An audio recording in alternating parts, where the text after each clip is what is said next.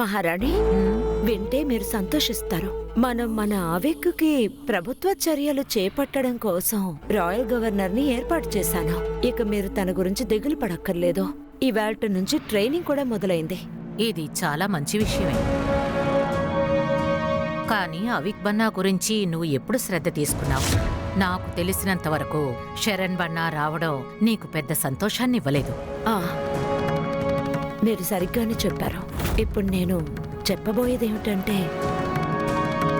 మీరు అపార్థం చేసుకుంటున్నారా? నేను సంతోషించలేదు, కానీ రాజవబోతున్నందుకు సంతోషిస్తున్నాను. ఎందుకు బాధపడ్డానంటే, ఆయనతో పవిత్ర కూడా వచ్చారు కదా, అందుకే. ఆవిడ వల్లే ఈ వీర్గఢ్ దాదాపుగా 12 ఏళ్లుగా రాజు లేకుండానే రాజ్యం కొనసాగింది. కానీ బ్లాస్ట్ తర్వాత ఎప్పుడైతే అవిక్ ని చూశానో, నేను తన గురించి దిగులు చెందాను, జాలి పడ్డాను. అందుకే మీరు ఎప్పుడైతే అవిక్ ని వీర్గఢ్లో ఉన్నతాధికారి పదవిలో కూర్చోపెట్టారో అప్పుడే నేను నిర్ణయించుకున్నాను ఇందులో మీకు సాయం చెయ్యాలని. రాణియమ్మ, నేను రాయల్ గవర్నర్ బ్యాక్గ్రౌండ్ ని చెక్ చేశాను. వాళ్ళు చాలా మంది మహారాజులకి ట్రైనింగ్ ఇచ్చారు. మంచి విషయమే. బ్యాక్గ్రౌండ్ చెక్ చేశారా? మీకే తెలుసు కదా, నేను బ్యాక్గ్రౌండ్ చెక్ చేయకుండా అవి గురించి నేను రాయల్ గవర్నర్స్ ని ఏర్పాటు చెయ్యనని. నా మీద మీకు నమ్మకమే లేదా? నీ ఆలోచనల మీద నాకు అనుమానం లేదు. నీ ప్రతిభని అనుమానిస్తున్నాను. నేను నీకు పూర్తి అవకాశాన్నిచ్చాను. నీ భర్తని ఒక మంచి రాజుగా మార్చమన్నాను, కానీ ఫలితం నన్ను నిరాశకు గురి చేశావు.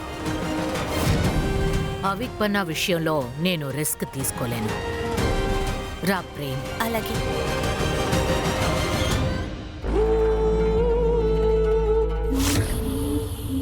రాజకుమారా, ఈ రాయల్ డ్రెస్ లో నువ్వు కంఫర్టబుల్ గా లేకపోతే మనం కాసేపు బ్రేక్ తీసుకుందాం. లంచ్ బ్రేక్ ఇవ్వడానికి అవిక్ ఏమైనా స్కూల్లో చదువుతున్నాడా? ఇది మొదటి రోజు. తను కంఫర్టబుల్ గా ఫీల్ అవడానికి టైం పడుతుంది. ఒక రాజకుమారుడు అనేవాడు తన టైం గురించి ఎప్పుడూ ఆలోచించనే కూడదు. అతను తన కంఫర్ట్ ని చూసుకోవడం కంటే ప్రజల కంఫర్ట్ కే ముఖ్యత్వం ఇవ్వాలి. ఏంటి గవర్నర్స్, ఈ విషయాలన్నీ మీకు తెలుసుండాలి కదా. టేబుల్ మీద తనకి భోజనం ఉంది. అతని విధంగా భోజనాన్ని అవమానపరచకూడదు.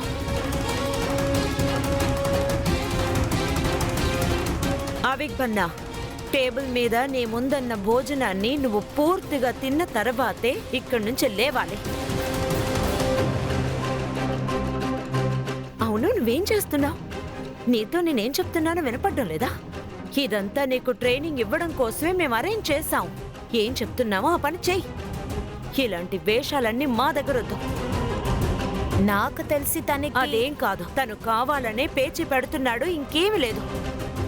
ఒంట్లో రాజరక్తం ప్రవహించొచ్చు, కానీ వీధి చివరుండే పిల్లల్లాగే ప్రవర్తిస్తున్నాడు.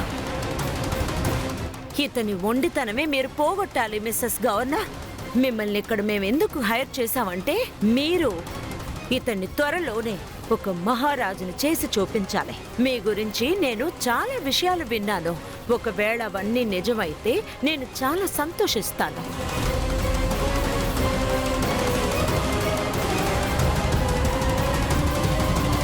షటప్.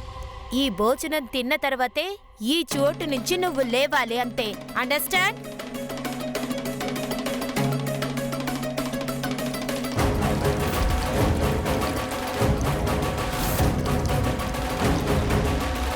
రాజకుమారుడిగా ఉండి ఇలా చేస్తున్నావా? కాస్తైనా మేనర్స్ లేదు?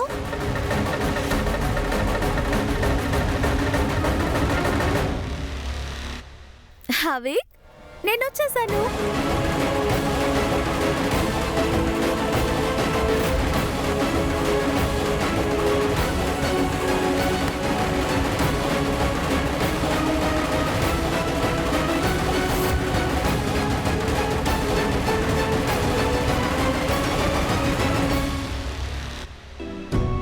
I'm sorry Avik. నేను నిన్ను ఇలా ఇంట్లో ఒంటరిగా వదిలి ఉండకూడదు. నాకు తెలుసు నీ అవసరాల్ని వీళ్ళు అర్థం చేసుకోరు, నిన్ను అర్థం చేసుకోరు. ఎందుకు ఏడుస్తున్నావు అవిక్? మీ అక్క నేను వచ్చేసాను కదా. చిన్నప్పుడు పిల్లలందరూ ఇలాగే ఉంటారు, ఏం పర్వాలేదు. ఇప్పుడు మనం వెళ్ళి డ్రెస్ చేంజ్ చేసేసుకుందాం, ఓకే? రాజకుమారుడే ఎక్కడికి రాడు. ఈ రోజు జరిగిన పని రేపు జరగకూడదు. అందుకనే ట్రైనింగ్ ఇస్తున్నా. ఏంటి ఊరుకూరికే రాకుమారుడు అంటున్నారు? అసలు వీడు ఒక 7 ఏళ్ల పిల్లాడని మీకు తెలియడం లేదా? ఒక పిల్లాడు తల్లిదండ్రుల్ని పోగొట్టుకున్నాడు. ఆ చిన్న పిల్లాడు ఎంతో షాక్ లో ఉన్నాడు. ఎవరి మీదైనా ప్రెషర్ పడితే వాళ్ళు ఖచ్చితంగా తప్పులు చేస్తూనే ఉంటారు. అవి ఒక చిన్న పిల్లాడు. ఇంకా చెప్పాలంటే వీడికి రాచరికపు పద్ధతులు నేర్పించడమే మీ పని, కానీ ఇన్సల్ట్ చేయటం కాదు. పదవిక్.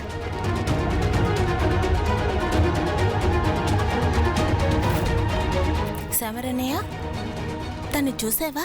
తను ఇన్సల్ట్ చేసినా కూడా జాలీగా తిరుగుతున్నట్టుంది. దియా, ఈ ప్రపంచంలో నన్ను ఇన్సల్ట్ చేయడానికి ఎవ్వరూ పుట్టలేదు. తన పేరెంట్స్ని గుర్తుపెట్టుకుని తనని వదిలేశానంతే. ఇంకా ఎన్ని రోజులు ఇలాగే వదులుతావన్నయ్య? జస్ట్ వెయిట్ అండ్ వాచ్ యార్. నాకు టైం వచ్చినప్పుడు తన జీవితాంతం గుర్తుండిపోయేలా గాయపరుస్తాను. హ్మ్?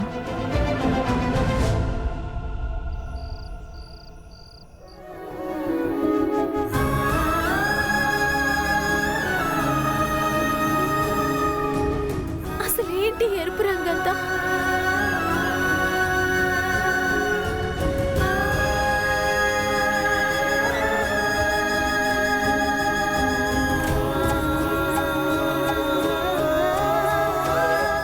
సారీ అవిక్, నిన్ను బాగా చూసుకుంటారు అనుకున్నాన్రా. నేను తప్పు చేశాను. ఇకపై ఎప్పుడు ఇలాంటి తప్పు మళ్ళీ చెయ్యనురా. నేను అవిక్ ని చూసుకోవడానికి మిమ్మల్ని హైర్ చేశానా లేక షైనివిని హైర్ చేశానా? నన్ను హైర్ చేసుకున్నా. మరైతే ఒక 16 ఏళ్ల అమ్మాయి మీ డ్యూటీకి అడ్డుపడితే మరి మీ డ్యూటీని చూసుకునే అర్హత మీకు లేదని అర్థం చేసుకోవచ్చా? అలా కాదు మేడం. సైనవి రాజకుమారుడి సిస్టర్. వాళ్ళని విడగొట్టండి. అక్క తమ్ముళ్ళని విడగొట్టండి. రాజకుమారుడి అలవాట్లకి అడ్డుగా ఉండే వాళ్ళని మీరే విడగొట్టాలి.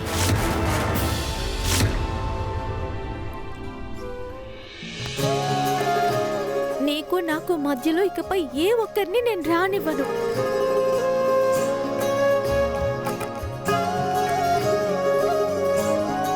అవును, పింకీ ప్రామిస్. ఇప్పుడు నువ్వే చూడు, వచ్చిన వాళ్ళని నేను ఏ విధంగా ఆట పట్టిస్తాను. వాళ్ళే ఇక్కడి నుంచి పారిపోతారు.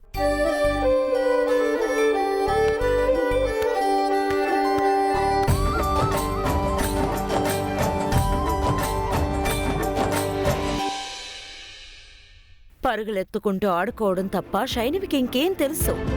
తనేదేమైనా చెప్పనివ్వండి, చేయనివ్వండి. మీరవేమీ పట్టించుకోకూడదు.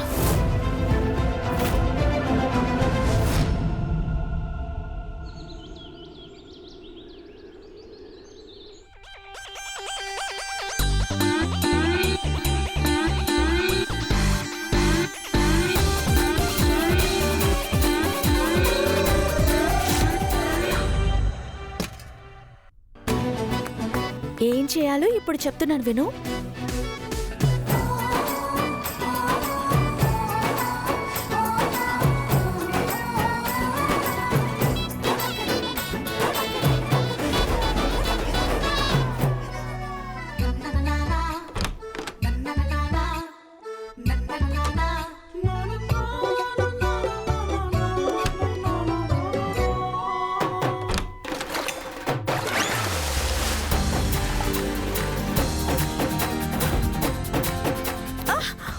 దేవుడా, మీరు డ్రెస్ వేసుకునే షవర్ చేసుకుంటారా? What nonsense. తలుపు పైన ఎవరు నీళ్లు పెట్టారు? I see. దీని వల్లే మీరు తడిచిపోయారా? దీన్ని నేనెప్పుడు మా తమ్ముడు కోసం చేస్తాను. వాట్? నువ్వు ఏం వాగుతున్నావు? మా తమ్ముడు ఉన్నాడు కదా, వీడు ఎప్పుడు చూసినా నిద్రలో నడుస్తూనే ఉంటాడు. కాబట్టి వీడు ఎప్పుడు నిద్రలో బయటికి వెళ్ళిపోవాలనుకున్నా తలుపు తెరవగానే నీళ్లు పడిపోతాయి. తనకి మెలకు వచ్చేస్తుంది. కరెక్టే కదా? మీరు నీళ్ళన్ని పూర్తిగా వేస్ట్ చేశారు. నేను మొత్తం తడిచిపోయాను.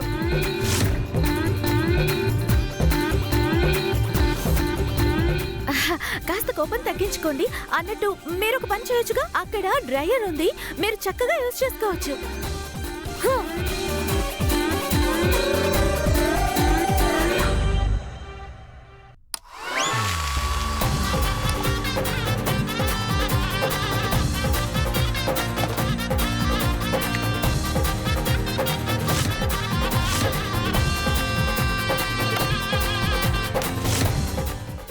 మై గాడ్, ఈ రోజు రాణి గారిని కలుద్దాం అనుకున్నాను, అంతా నాశనం అయిపోయింది.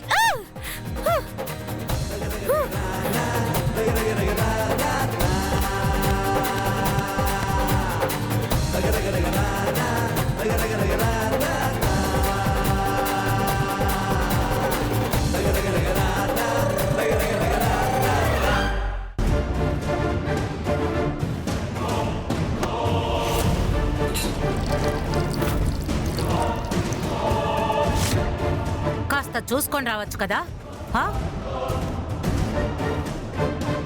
మొదటిసారి రాణి గారిని ఇలాగా కలవాలి, ఇలా జరుగుతుందని అనుకోలేదు. ఇప్పుడు ఏం చేయాలి? ఐడియా. మిమ్మల్ని ఆగండి.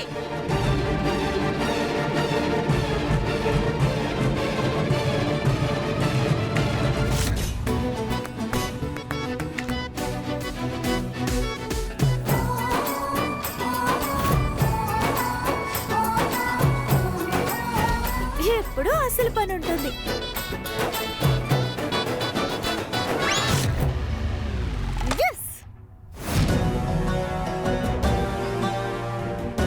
ఇది కోఇన్సిడెన్స్ కాదు. నువ్వు చేసే పనులే సైనవి.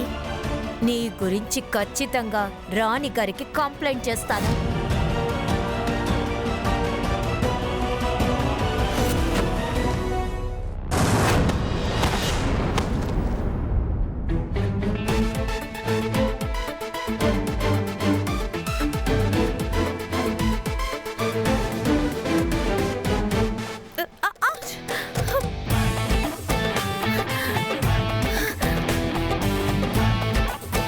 Come on.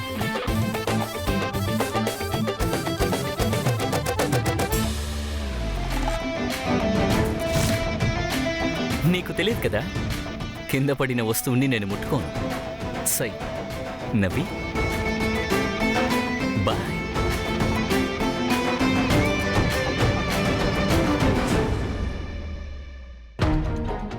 ఏం చేద్దాం అనుకున్నా సరే ఈ సమయం నా దారికి అడ్డంగా వస్తున్నాడు. సారీ రాణి గారు, ఇంతకు మించి నేను పని చేయలేను. రాజకుమారుడికి ట్రైనింగ్ ఇవ్వడానికి నన్ను తీసుకొచ్చారు, కానీ తనకి 14 ఏళ్ల వయసు హక్కు ఉందని నాతో చెప్పలేదు. ఆ 14 ఏళ్ల అమ్మాయి అల్లరితనాన్ని భరించలేకపోతున్నాను. తను రాజా కావడం తనకిష్టం లేదు. తన దగ్గర మేనస్సే లేదు. నాకే అనుమానంగా ఉంది, తను ఈ రాయల్ ఫ్యామిలీకి చెందిందా ఏంటి? గవర్నర్స్,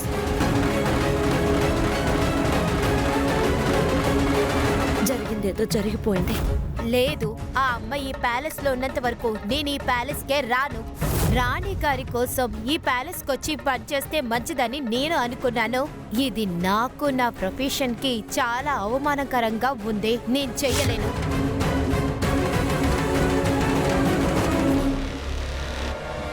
ఆగండి, నేను చెప్పేది వినండి. చూసారా, ఈ సైంధవి వల్ల ఇన్ని రోజులు జరగలేంది కూడా జరిగిపోయింది. ఒక గవర్నెన్స్ మనల్ని అవమానించి వెళ్లారు. ఇప్పుడు ఈ విషయం ఎంతవరకు వ్యాపిస్తుందో. నువ్వు ఓవర్గా రియాక్ట్ అవ్వాల్సిన అవసరం లేదు. శైనవి ఇలా చేసిందంటే దానికి కారణం ఒకటి ఉంటుంది. ఎవరి రక్తంలో దుర్మార్గం ఉందో వారికి ఎలాంటి కారణం అవసరం లేదు.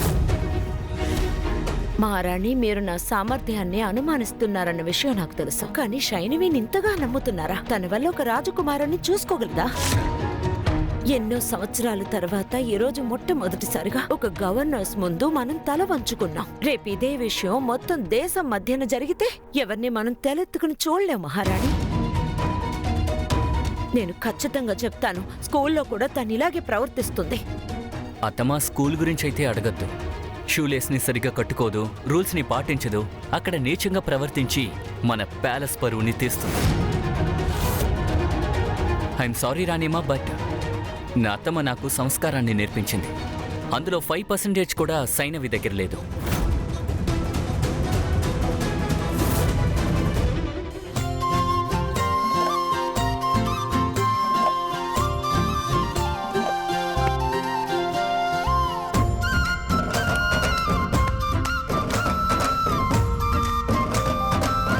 అందరికీ శైనవి పెద్ద తలనొప్పి అయిపోయింది. కానీ మహారాణి, మీరు శైనవి!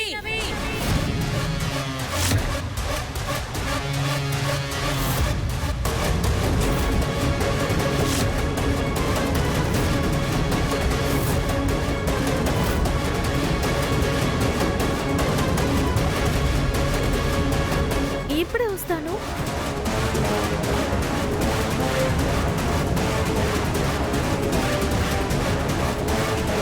ఈ ప్యాలెస్ కంటూ ఒక మర్యాద ఉంది. దాన్ని నువ్వు మట్టిపాలు చేశావు.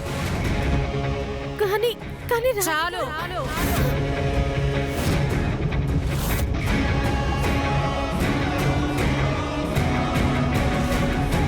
చెప్పావు కదా, ఇప్పుడు విను.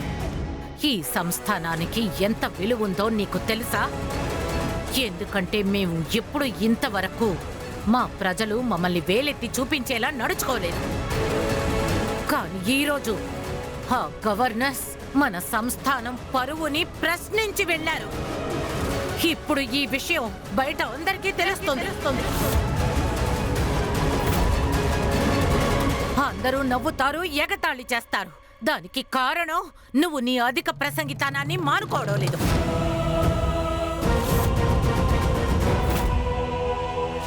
నీ ఒంట్లో రాజవంశీయుల రక్తం లేదని తెలుసు, కానీ నువ్వు విసిరే బురద మా రాజభవనం గోడల్ని పాడు చేస్తున్నాయి. కానీ నేను ఇలా జరగనివ్వను. నువ్వు చేసిన తప్పుకి శిక్షని అనుభవించాలి. నువ్వు ఈ రాజభవనాన్ని విడిచిపెట్టి వెళ్ళిపోవాలి.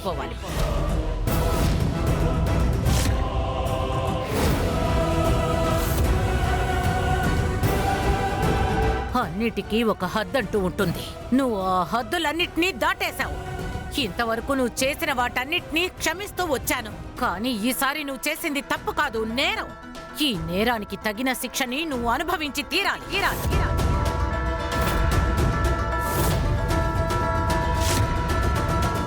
రాణి గారు, మీకొకటి తెలుసా? దీపావళి రోజున అమ్మ నాన్న అవికి రాయల్ డ్రెస్ ఎందుకు వేయలేదో తెలుసా? ఎందుకంటే వాడికి పట్టుబట్టలు వేస్తే అలర్జీ వస్తుంది.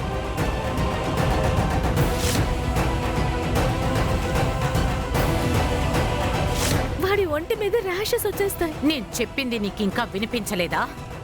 గవర్నర్స్ ఇక్కడి నుంచి పాయసం అంటే చాలా ఇష్టం. అలాగే అమ్మకి పాయసంలో ఉండే జీడిపప్పు అంటే ఇష్టం. కానీ ఆవిడ ఎప్పుడూ జీడిపప్పు వేయరు. ఎందుకో తెలుసా? ఎందుకంటే అవికి జీడిపప్పు అస్సలు నచ్చదు.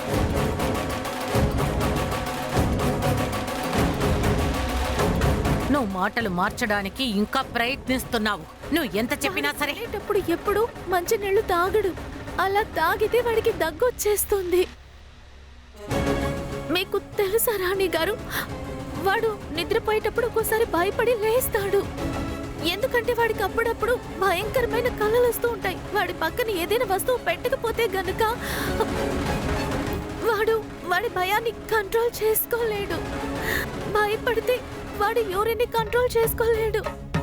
ఈ విషయాలన్నీ నాకు మాత్రమే తెలుసు, ఇంకా మా అమ్మ నాన్నలకి తెలుసు. కానీ ఆవిడికి ఇలాంటి విషయాలు ఏవి తెలియవు రాణి గారు. ఇన్ఫాక్ట్ ఆవిడకి ఈ విషయాలన్నీ ఆవిడికి చెప్పడానికి ట్రై చేశాడు. కానీ ఆవిడ మాత్రం ఏం అర్థం చేసుకోకుండా వాడిని తిట్టేది. షటప్. ఈ భోజనం తిన్న తర్వాతే ఈ చోటు నుంచి నువ్వు లేవాలి, అంతే. అండర్స్టాండ్? రాజకుమారుడిగా ఉండి ఇలా చేస్తున్నావా? కాస్తైనా మేనస్ లేదు? రాణి గారు, ఈ సమయంలో అవి ఒక కాగితపు పువ్వు లాంటి వాడు. వేగంగా గాలి వీచినా సరే తను పూర్తిగా బెదిరిపోతాడు. అలా నేను జరగనివ్వను. గాలి మాత్రమే కాదు, ఒక పెద్ద తుఫానే వచ్చినా నేను వాడికి అడ్డంగా నిలబడతాను. వాడికి ఏమీ కానివ్వను రాణి గారు, ఏం కానివ్వను.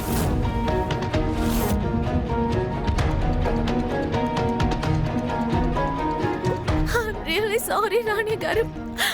I'm really sorry. కావాలంటే మీరు మీకు నచ్చిన పనిష్మెంట్ నాకు ఇవ్వండి, నేను తట్టుకుంటాను. కానీ ప్లీజ్ నన్ను నా తమ్ముడిని విడదీయద్దు.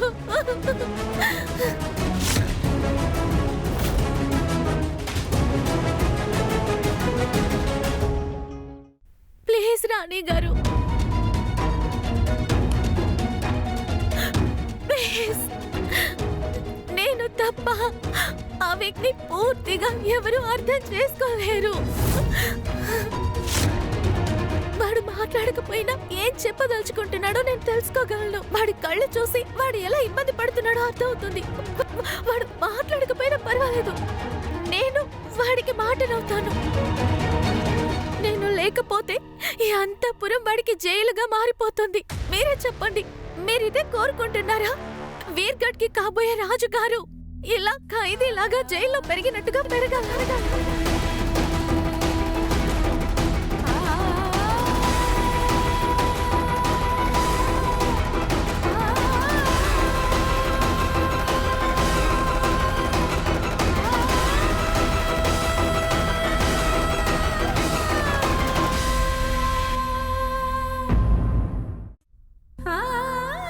అవిక్బన్నా రా, నా దగ్గరకు రా నాన్న.